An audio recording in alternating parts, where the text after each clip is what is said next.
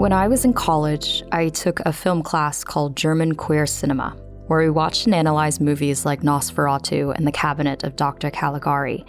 At the surface level, these were horror films that centered around one monster or quasi-human creature quietly terrorizing a community.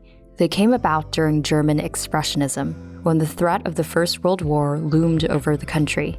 Feelings of isolation, disillusionment, and distrust are palpable in these films.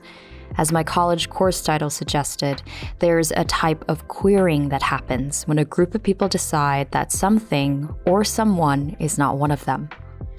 By the time of World War II, Germany was mass-producing cinema as propaganda, shelling out us versus them narratives that would come to bolster an anti-Semitic agenda.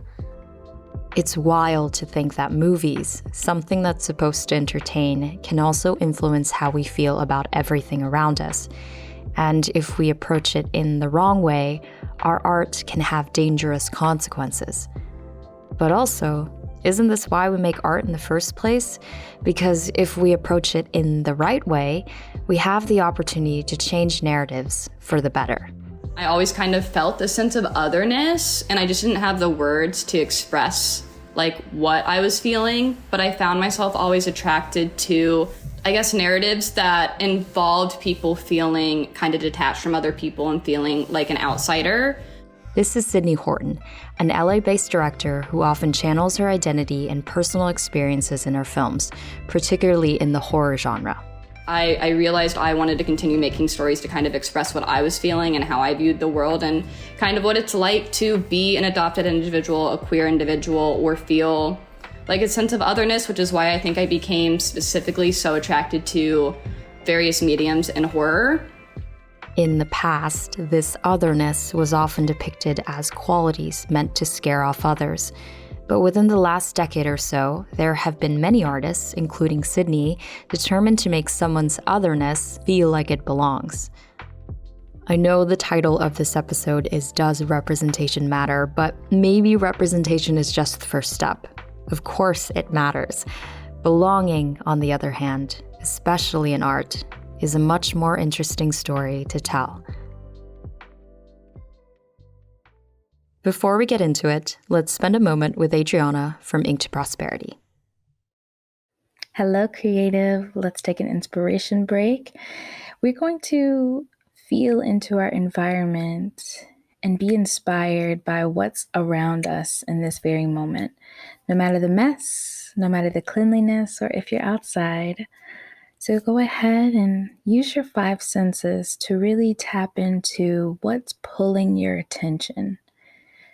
Maybe you're witnessing a color for the first time, really giving it some attention and the depth of that color.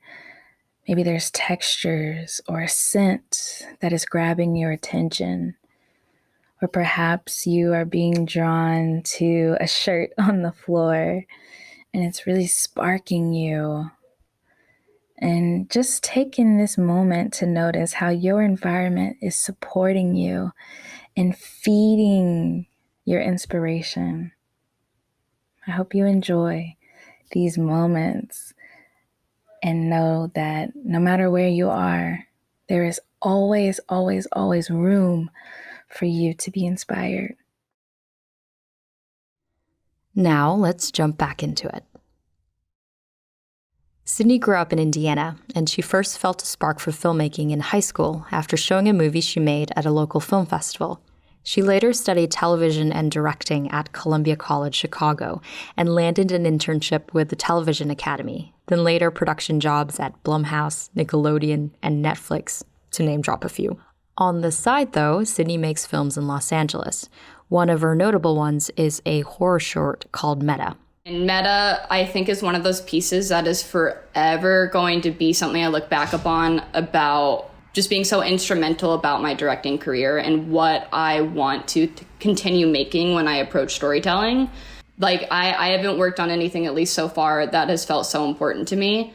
And the message behind it, since it was a film that not only my writer came to me expressing they needed to use as a piece to kind of share with the world that they were going to continue transitioning genders themselves and that that's okay, and like that's who they are and who they've always been. Set at a high school prom, Meta explores the emotional and physical transformations of the trans-masculine experience, as well as trans dysphoria. It's screened at over 30 festivals, ending its run with a 3-month exhibit at Seattle's Museum of Pop Culture. Sydne's most recent project, The House Sitters, is currently making its rounds at festivals.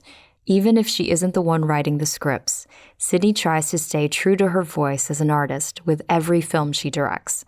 I tend to have the working relationship where I will be like, I want to be able to give some notes, obviously, on the script. This is what I think works, what doesn't. I'll ask specifically for The House Sitters. It initially was not a queer horror. It was just a horror with female leads. So I asked the writer, why are they straight? And he was like, oh, I don't know. I was like, you're a gay writer. I'm a queer creator. Why don't we have a queer narrative in here? So as we workshopped through it, it became queer as it went. Our ghost was even like in the backstory, a queer ghost. So like who like is also in the house, spoiler, and the woman that's being house sitted for is queer. So it's like it's just being like, where can we add diversity that feels organic, and why, like asking writers, why is it that way? And seeing what they have to say. I don't know. I just don't think there's any time anymore for things that aren't diverse. Like, we've done enough of that. Like, so if I can have any say or any pull in bringing in queerness to the story or people of color, I'm going to. I'm finally getting to a point where I can work with a casting director, which is cool. So it's like, let's see how diverse we can get. Not just to check boxes, but let's get more representation up there. Sydne hopes the whole entertainment industry will adopt this mission of adding diversity where it feels organic, especially at film festivals. Festivals screen movies in blocks or sections where titles are grouped together, usually by theme or style. In recent years, it has become popular to host blocks like Women in Film or Queer Cinema, categorizing stories from underrepresented voices. Yes, it's awesome to be in the festival circuit, and I love the queer content. I just wish, and I'm hopeful for a future where we're not trapped in like, if you want to watch queer horror, you have to go to this block. Like, I want it to just be, that's a horror film, and oh, there happens to maybe be a queer person in there. For the most part, I'm not trying to do queer narratives where it's like, guess what, they're queer, and I'm just gonna keep telling you that they're queer. It's like, I just want that to be a part of the story too. Even the mainstream festivals, as I've like checked on Film Freeway and other sites, like they're starting to now be like, oh, and a category is queer films, because you can submit like, oh, let me submit to the narrative or queer. And I'm like, well, technically it is a narrative, but I guess it's queer. And like having that weird, like your mouse going over each one and you're like, which one do I submit to? So cool that yes, you're like aware that people want diversity and maybe they feel the pressure of like, oh, it looks bad if I don't have that, you know, kind of performative almost. I would like it to just be part of mainstream media as a whole. And I'm hopeful that in the next 5 to 10 years, we can have less performative diversity movements and more organic and actually wanting that, not just because they feel like that's what should be happening. So, I mean, I think 5 years, not a ton is going to change, but I think 10, we're hopefully in stronger strides towards making our world a better reality and more realistic visually on screen. And once again, just not performative. Though it's a difficult task and progress is certainly not linear, Sydne considers the journey of telling authentic stories from a place of inclusivity a worthwhile pursuit. I'm learning to use my voice as a platform to kind of fight for the community and hopefully continue to help other people feel accepted and loved and comfortable enough to share who they are with the world, however they identify.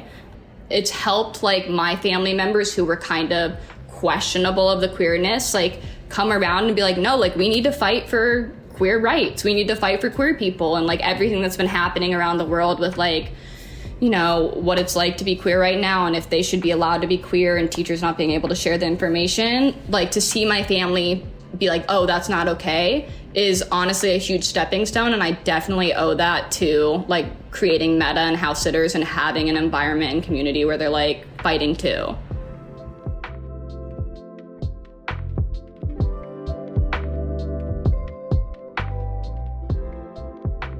On the other side of the country, in New York City, Audrey Tchoukoua, an actor and educator, is also working to foster a sense of belonging, but for a new generation of creators. Here he is. To be able to inspire awe in others, give them something that shifts their perspective or makes them think differently than before they saw this piece, before they interacted, before you shared this moment. I think that's what excites me about the arts. And it also just happened to be something that excites me about education.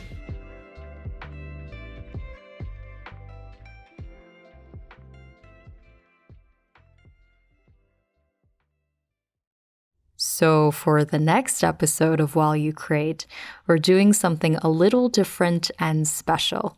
Since it's coming at the end of the year, we thought it would be nice to reflect and manifest. And we want to hear from you.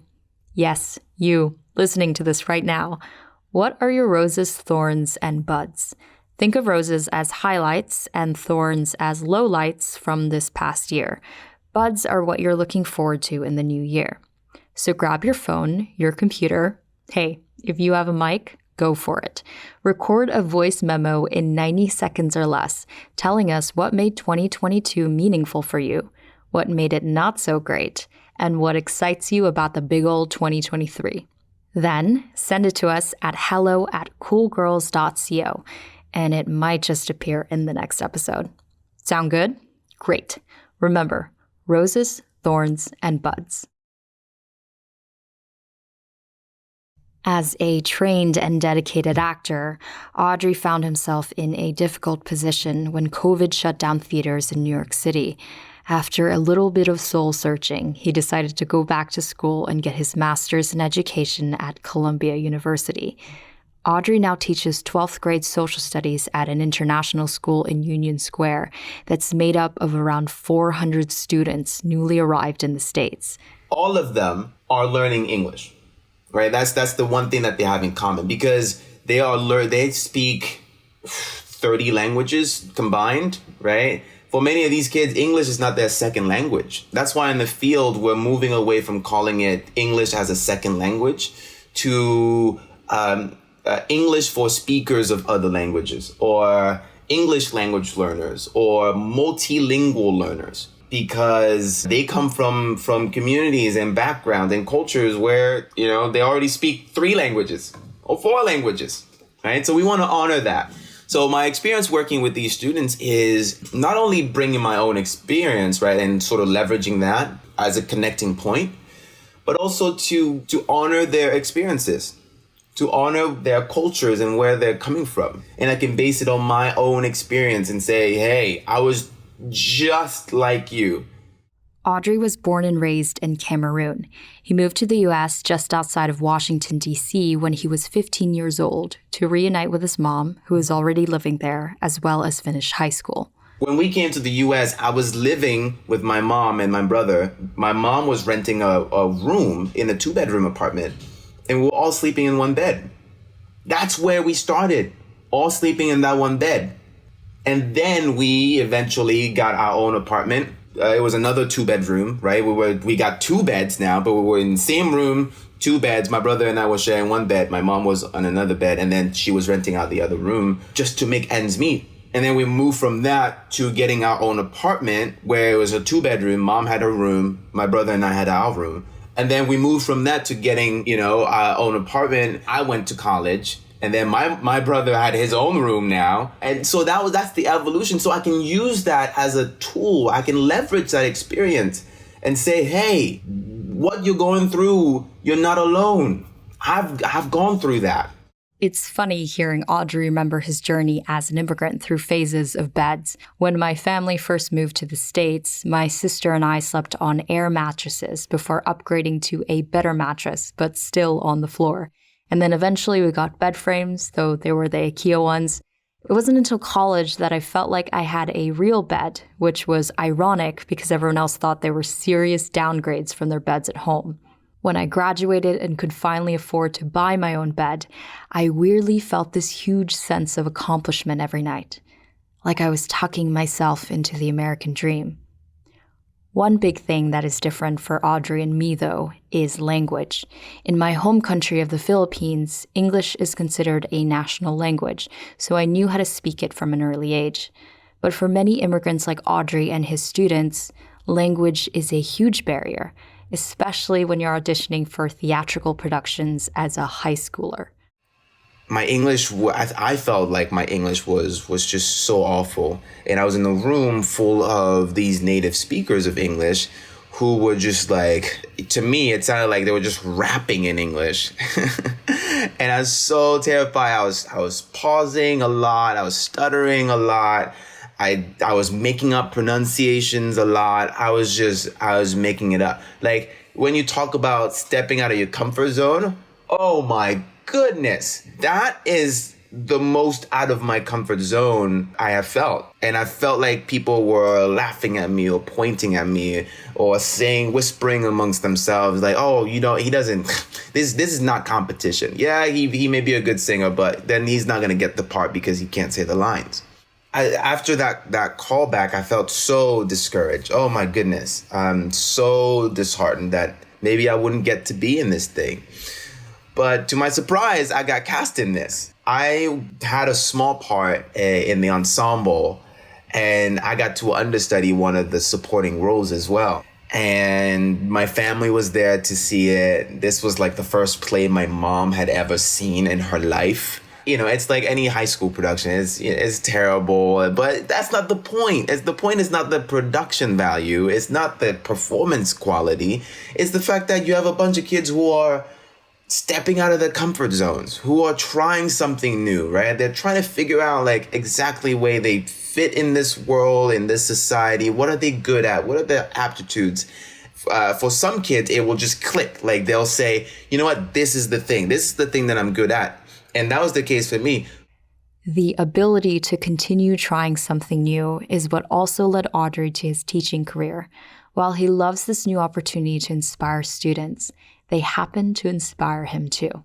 And what I love about working with immigrant youth is that there's this drive. They may not understand how to go about it, how to pursue it, how to express it even sometimes, but they know that, in the words of Alexander Hamilton, they can't throw away their shot. They think to themselves, I'm so fortunate to be here because I know people in my native communities would kill to have this opportunity. So I'm going to try to make the most of it. And so my job is to just like give them the tools, talk to them about opportunities, and sort of just guide them through that. And that's really why I wanted to work with 11th and 12th graders for that opportunity to just like walk them through what their options are.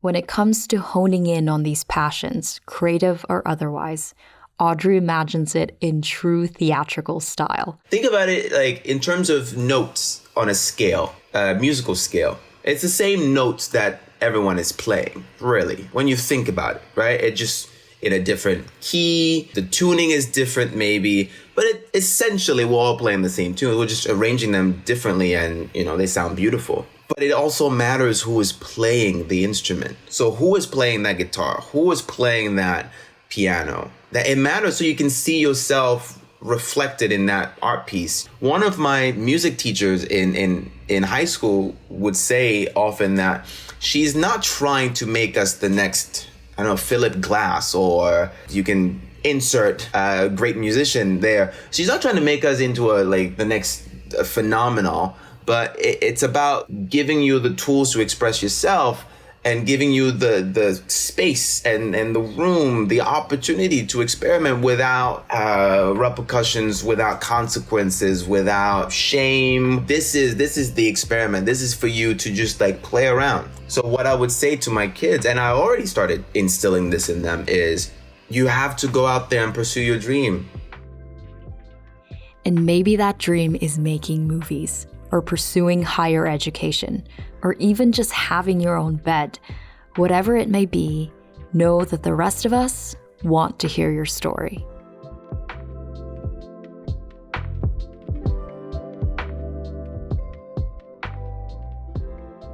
Sydne Horton is a director based in Los Angeles. You can find her on Instagram at Sydne Horton, that's SYDNEHORTON, and at sydneyhorton.com. Audrey Tchoukoua is an actor and educator in New York. He's not on social media, but was gracious enough to share his email with you all at Audrey Tchoukoua, that's TCHOUKOUA @gmail.com. Special thanks to Adreyauna at Ink to Prosperity. Ink to Prosperity is a space that provides personal and career development from a spiritual perspective. You can learn more at Ink to Prosperity, that's INKTO prosperity.com, or give her a follow on Instagram at Ink to Prosperity. While You Create is an audio show brought to you by Cool Girls Collective. We're a community shaping convos around creativity. You can find us at coolgirls.co and on Instagram at Cool Girls Collective. Production music is by Low High 5. You can listen more on Instagram at lowhigh5.music. I'm your host, Ruth, and I'll catch you in our final episode of 2022. Can you believe it? And don't forget to send your voice recordings, your roses, thorns, and buds to hello@coolgirls.co for an opportunity to be included in the next episode. Okay, thanks. Bye.